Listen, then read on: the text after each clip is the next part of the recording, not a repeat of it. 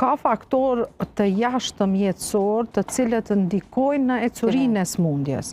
Domethënë përpara kur personi që është diagnostikuar me Hashimoto ka shku te endokrinologu, zakonisht e ka marrë përgjigjen e ke këtë smundje, nuk ke çka me bë, duhesh me pi qët tabletë të njëjtën, edhe në pyetjen që shpesh herë ma bojnë pacient, a kam unë naj mjekim që më duhet ekstra, ose a kam unë qka kujdes në ushqim, se qka më bën mirë, qka nuk më bën mirë, nga ngritja e nivelit të dijes. Sigurisht. Do me thonë, në atë aspekt, do me thonë prej mjekut, ose s'ka marrë përgjigje, ose ka marrë përgjigjen që pi qka dushti, këto e ki syne hek, ki me pi tabletën të njëtën, edhe kjo ka qenë fundi bisedës saj përket kësaj smundje.